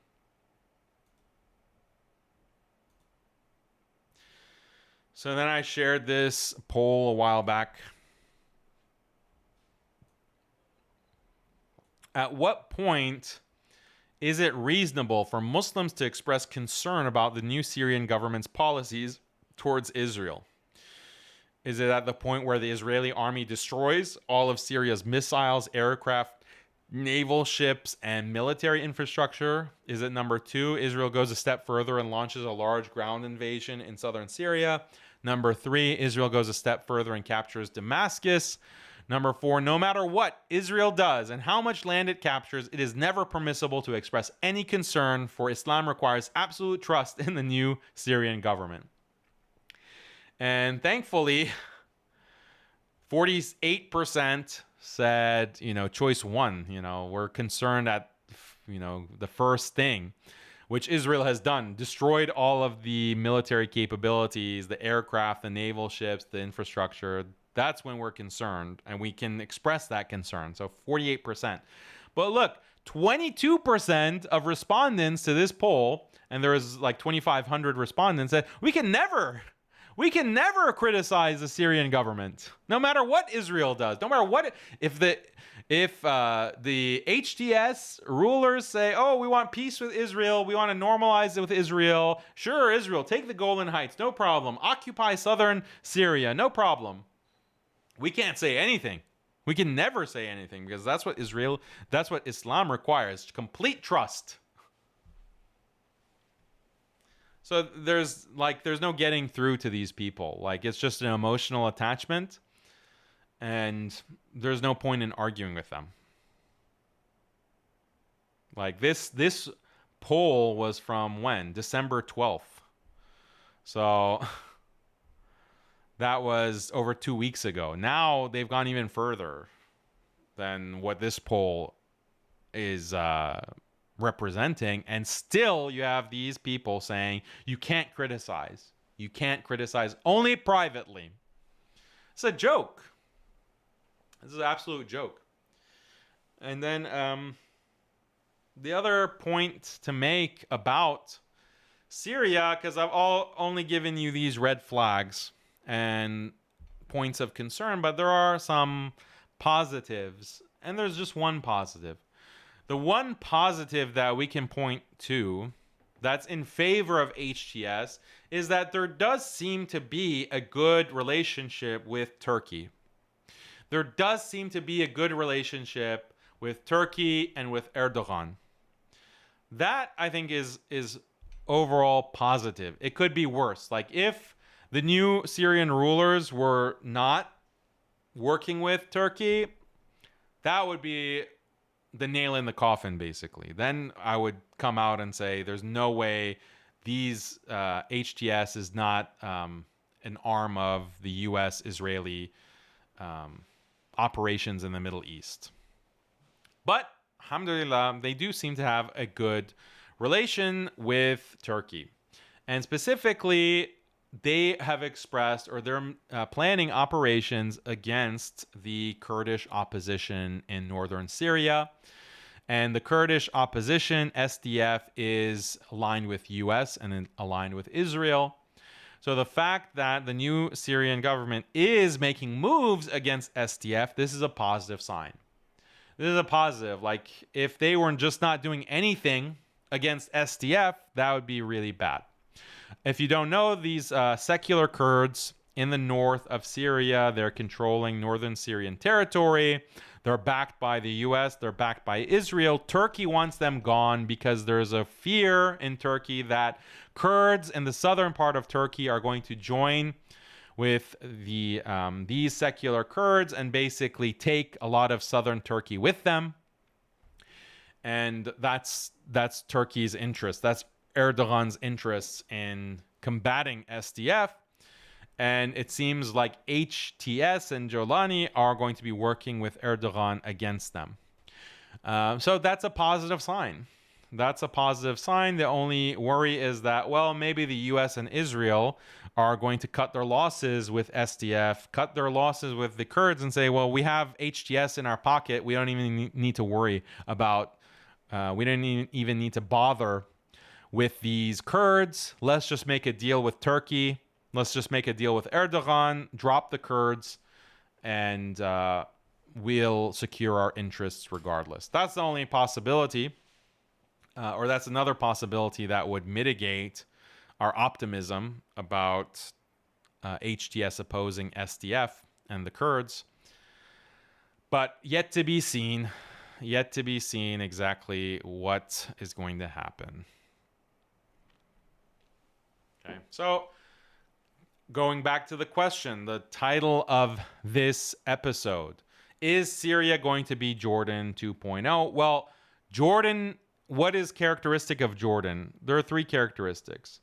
Jordan does not attack Israel. Jordan has demilitarized. Jordan does not advocate for the Palestinian cause. Jordan does not allow anyone within their territories to aggress or attack Israel. And those points. And the new Syrian government also is aligned with all of those points. The new Syrian government, not going to threaten Israel, not going to allow anyone on its territory to aggress against Israel, not going to ally with anyone who aggresses against Israel. And don't make a big deal about the Palestinian cause. That's what the Syrian government has already accepted. So as far as considering Syria to be Jordan 2.0, they're pretty much there already. And what do they want? What does Syria want? The same thing that Jordan wants. Jordan wants economic prosperity. Jordan wants money. That's what Jordan wants. And Syria wants the same exact thing. So they make these deals. That's what the U.S. requires. Because the U.S. is not distinct from Israel. So make of that what you will, but I'm not celebrating the revolution. Call me an Assadist if you want. Call me Iranian agent if you want. But I don't see any reason to celebrate, especially for anyone who cares about Palestine. Even if Turkey is so closely aligned with HTS, which I acknowledge that is something positive, it still comes at the cost of Palestinians, because guess what? Turkey is not doing jack for the Palestinians either. It's just still better. It's better than what could be complete capitulation like Jordan. At least because Jordan doesn't have that kind of close connection with Turkey either. Just like the Gulf countries don't. And they're seen as regional opponents. So the thing about Turkey that's positive, like Erdogan, I don't completely write off Erdogan because he has supported Sunni Islamist movements. He has supported the Palestinian resistance, at least in speech. He has supported Ikhwan al-Muslimin. He has supported these different Sunni Islamist groups. So that's in his favor. But I also don't have this view that, oh, he's going to come and liberate Jerusalem. Unfortunately, he hasn't proved himself. He can't even stop the oil shipments to Israel. So, yeah, it's sad. Like, it's a sad, depressing situation when you look at these leaders. Like, we have to be positive about Erdogan because who else do we got? Who else do we got?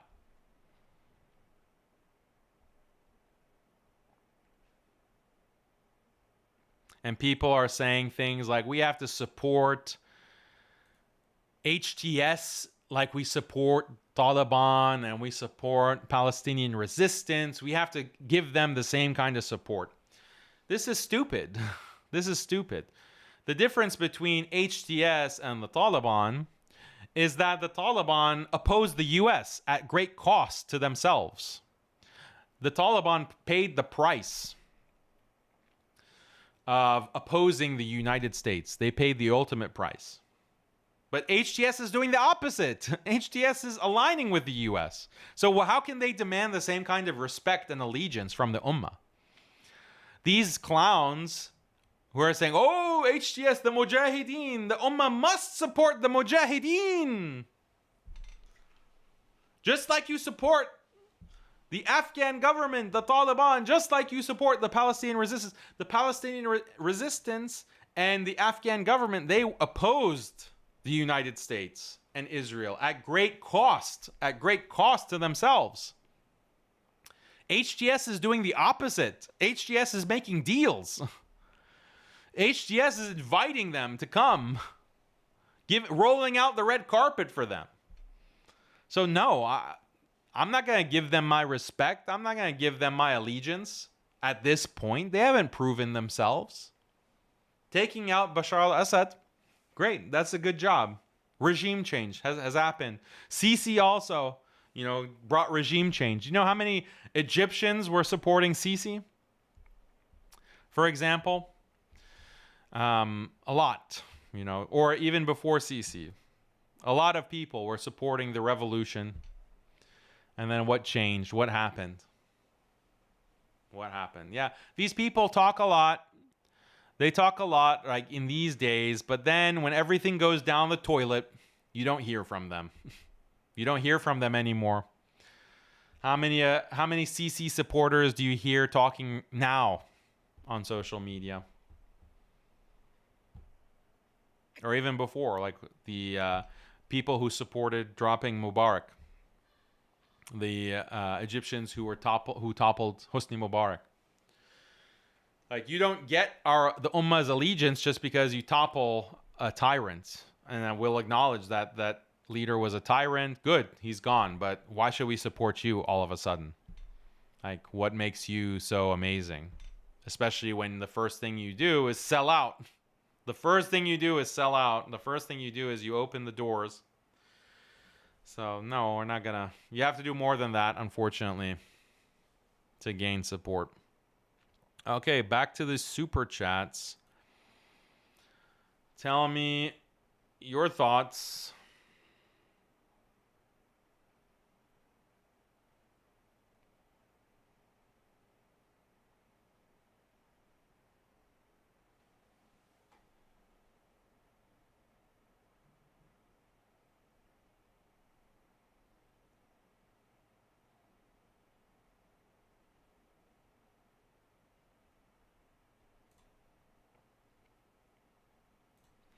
John, thank you for your super chat. Says atheism is the biggest threat to Muslims everywhere, Sunni and Shia, but these guys want to team up with the secular empires as opposed to Shia.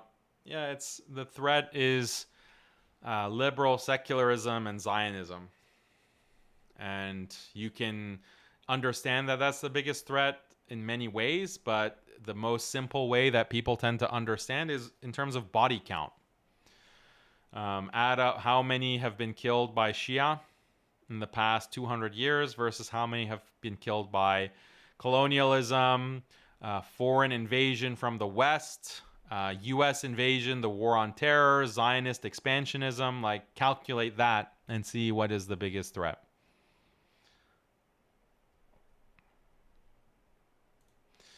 Can you tell me what Bashar and his dad did against Israel in 52 years? Absolutely nothing. Only the talk of war to trick the gullible. Okay, yeah. They, first of all, they didn't just give up the Golan Heights. That's something. That's something that HTS so far hasn't shown willingness to do. Also, they allied with nations hostile to Israel, something HTS has not shown any willingness to do. And third, Bashar allowed countries like Iran and Hezbollah to do trade and to trade weapons or ship weapons to countries that are hostile or attacking Israel. That's the third thing that HTS has not been willing to do that Bashar did. So, like, your analysis has to be fair and in touch with reality. And I have put out, 40 minutes of video proof showing how much I've criticized Assad for the past 13 years. So I don't need to prove to you that I'm not an Assadist, but I'm also not delusional.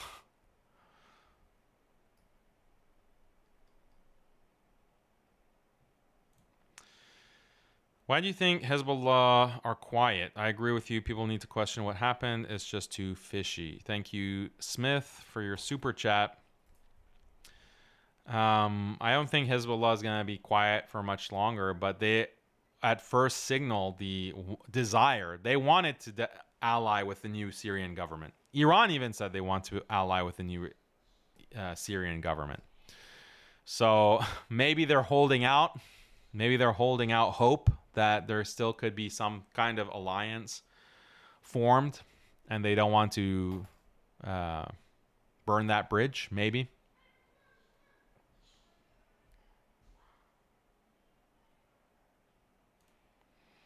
The Shia in Iran and their territories, according to their books, they don't even see the people of Gaza as Muslims, but they're coming to save them, huh? Yeah, I guess you're being sarcastic. Like, they don't see the people of Gaza as Muslims, but they're risking their own country and the existence of their own country for people that they don't believe are Muslims. Yeah, that makes a lot of sense. Sarcasm. The Salaf used to let Israel steal land, ya Rafidi. Yeah, that's straight from the amal of the Salaf. Allow Israel to steal as much land as possible.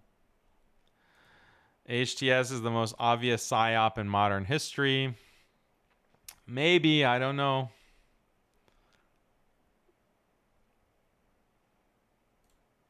SYA, thank you. To be honest, it's better to be a religious Jew than a secular or atheist Arab. Like an atheist, yeah. If you're a religious traditional, maybe. Let's see. Everyone should become a monthly financial contributor to MuslimSkeptic. We Sunnis need to expose the sectarian Wahhabi Zio tools. Thank you very much, Brother Muhammad. I appreciate that call out. If you want to support us monthly and support our content, we really appreciate it.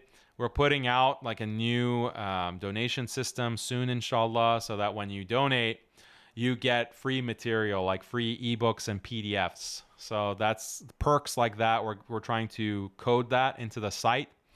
So they'll be announced hopefully within the next month, and you'll be able to get that. Your content has been a huge blessing. Thoughts on fights between Pakistan and Afghanistan? Both sides, Muslims died. Shouldn't Sharia come peacefully in Pakistan? We want the Sharia, but it's jihad to fight Muslims. Yeah, I have been following a little bit, but there's some reports that there was even a plane shot down. An Afghan plane was shot down, but that hasn't been confirmed yet that I've seen. So it's very sad. Like, it's very sad that it's just constant fighting between Muslims. So we can't really get anywhere like this. We can invite the US, we can have good relations with the US, but we can't have good relations with other Muslim nations. Obviously, I know the Muslims in these countries, they want to have peace and alliance, but the governments are infiltrated. That's the problem. Pakistan's government, I mean, I don't have to spell it out for you. These governments are infiltrated, and that's exactly why you don't open the door. If HTS knew anything about history or knew anything about the current reality, they could look at Pakistan. Why is Pakistan throwing one of their most popular leaders in prison and jailing him and trying to assassinate him, Imran Khan? Why? Why is that? Who's pulling the strings in Pakistan? I wonder. I wonder why. I wonder why Pakistan has nuclear capability, nuclear technology, and they're not sharing that with other nations that are being decimated and genocided. Why? Why doesn't Pakistan do that? It's a mystery. It's an absolute mystery. But yay, HTS has another CNN interview. Yay, the governor of Damascus wants to have peace, wants the U.S. to broker peace with Israel and better relations. Yay! Oh, but they're on the streets of Idlib, the Mujahideen. They know the reality on the ground. And I've talked to Jolani personally. I can tell you, he's a stand-up guy. He prays Fajr in the masjid. He prays Fajr in the masjid. We can trust him. The Ummah needs to stand by Jolani, stand by the president, our beloved leader. If you have any criticisms, do it privately. It's a joke.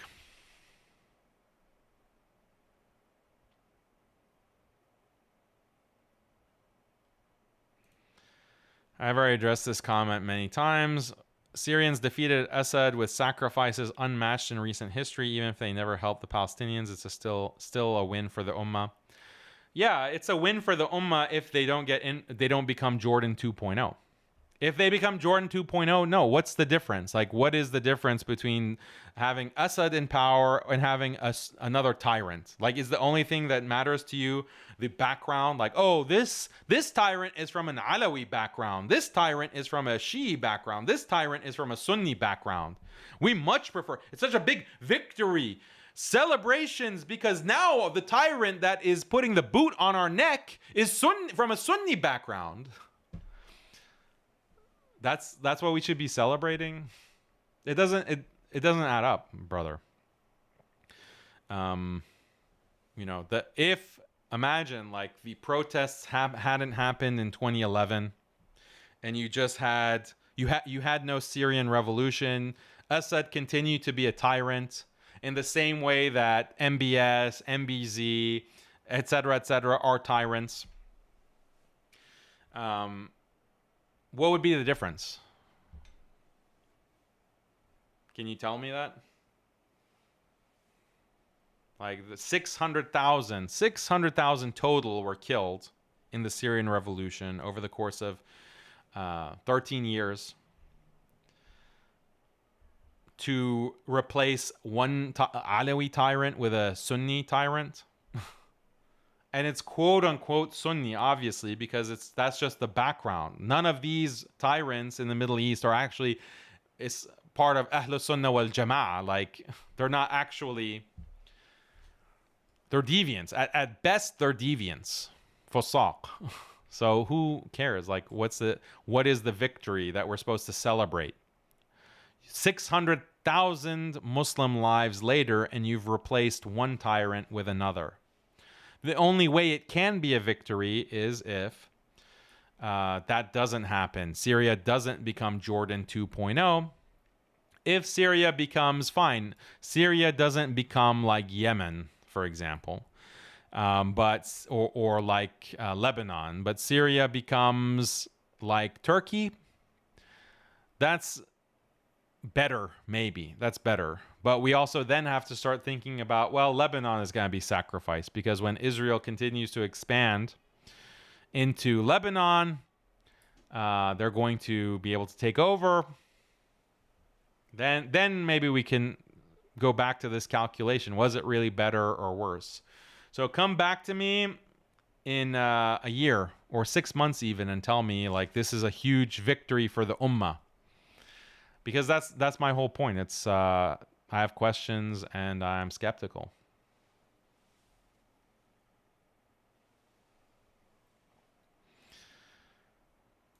We should celebrate because a brutal secular tyrant is gone and Islam can now be practiced freely. That's massive. Well, I just explained why.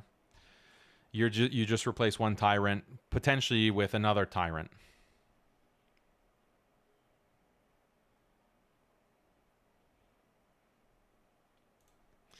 The Afghans allied with the U.S. in the 80s war. Do you respect that? Jay, by the way, I respect you tremendously, but not sure your skepticism is a bit too quick, Habibi.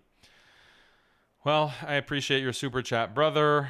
I know that people have a hard time accepting my skepticism. I try to give reasons for everything, try to focus on the evidences that I bring, and then you judge if the evidences are compelling. If I have nothing that I've showed you today makes you even slightly skeptical, well, I don't know what to tell you.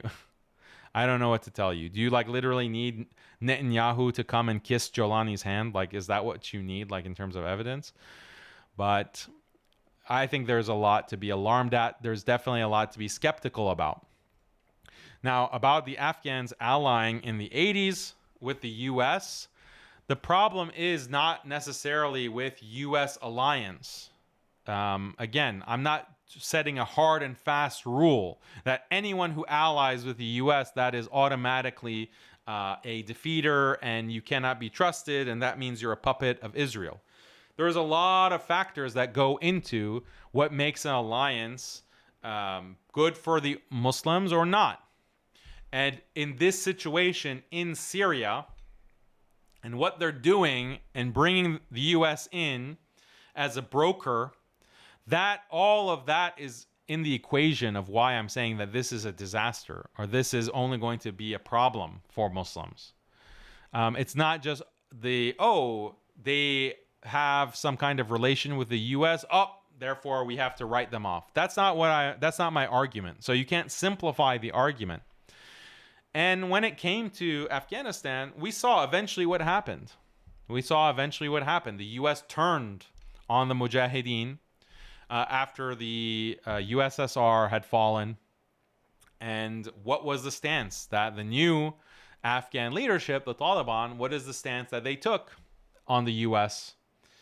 They opposed the U.S. and they stood with their principles. So that's what earns respect for them. But that's not comparable to what HTS is doing. Let's see. Sister Millahan from Philosopher's Corner. Thank you, sister, for your super chat. I know a lot of people really enjoy your channel. So people go check out her channel and subscribe. And she says, hope you and your family are doing well. I really admire your wife and would love to see some of her cooking vlogs. Sure. Let's see if Khalid is interested in doing some cooking vlogs. But really, I'm the master chef when it comes to the cooking department. So I'll have to do some vlogs. I'll have to have some nice videos on cooking. I'll have a separate channel. What should we call it? MuslimSkeptic Cooks? MuslimSkeptic Cooks? Or, Good Eats, Halal Good Eats with DH, with your friendly neighborhood DH. Yeah, that would take a lot of stress, if we just turn Muslim Skeptic into a cooking channel and Haqiqatjou is a cooking show.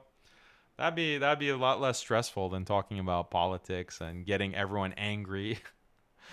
It's like people saying, I support you, I supported you for so long, but now you're you're criticizing Jolani. I can't trust you anymore. So okay. But yeah, inshallah, let's see what Khalid says about a nice cooking vlog. She's just so busy, subhanallah, that skeptic chef, cooking haqiqat, cooking the truth, dawah cooking. Yeah, these are good names. Haqiqat food. Haqiqat food.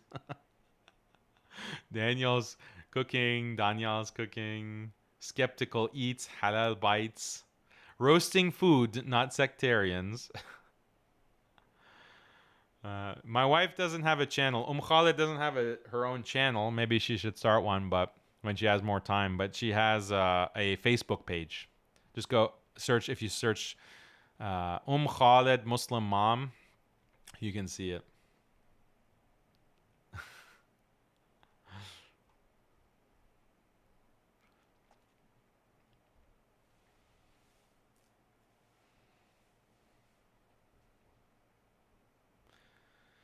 Okay, we hit the 2-hour mark, and I want to keep this show in less than 2 hours.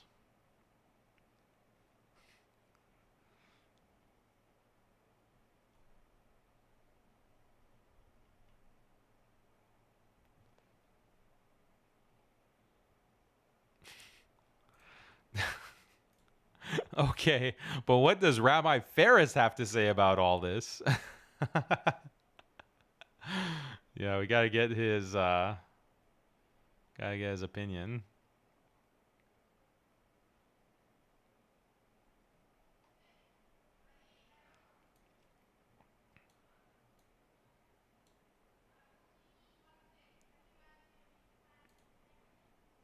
Really appreciate Darksider. Rest in peace to your mother, Daniel. I want to let you know you're my favorite teacher because you don't compromise truth no matter the cost and don't sell out like others. Really appreciate, brother. You're too kind. And I really like that handle, Darksider.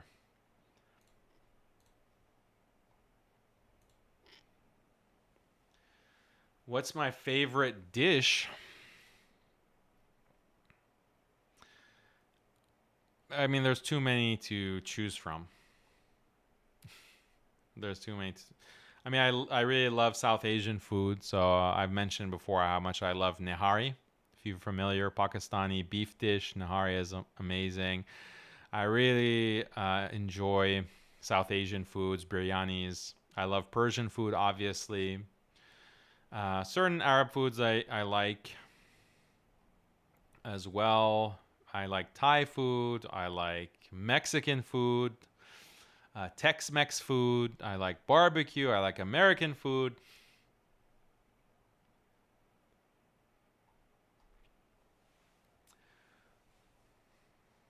I like makluba. Oh, Yemeni food. Yemeni food. Now there is something that you can really enjoy. I just had hanith. You guys know hanith, right? If you haven't had hanith, you really need to try it. Lamb hanith. Yemeni food is goat status.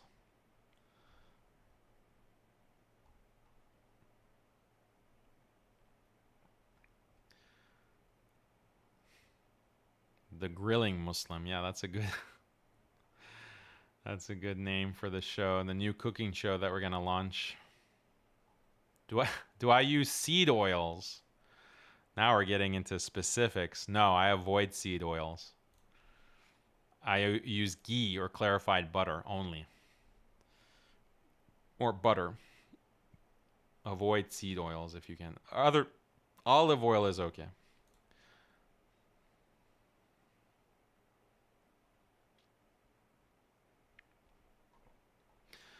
Yeah, I mean, when it comes to desi food also, it's kind of, I'm a little bit westernized. I love butter chicken, chicken tikka masala. Those are like more westernized desi food, but I still love it. All right, guys, you're making me hungry. You're making me hungry with these questions.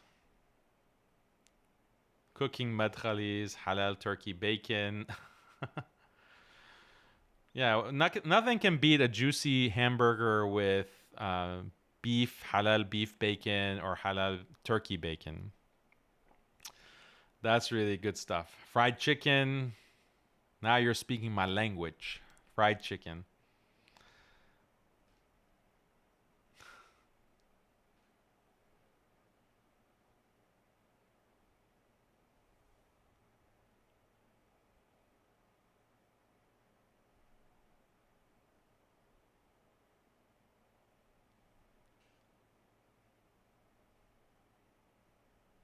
Okay. Really appreciate everyone's super chats and your comments and just showing up for the episode. We're going to have more episodes next week. Oh, wait. There's one more clip I almost forgot that I want to play and draw your attention to this. Hold on 1 second. Sorry. Actually, let me just play it next time because it'll take me a second to pull it up and I don't know the exact timestamp. We're going to have a great episode, inshallah, either Monday or Tuesday, and it's going to be on a topic of marriage and family and the Western system versus the Islamic system. I'm going to have some really good clips for you as well. Hopefully, I'm going to release a good few videos other than Haqiqatjou in the coming week as well that you can enjoy. So stay tuned. Don't forget to subscribe to the channel. Don't forget to subscribe to the newsletter. You can find the link in the description below.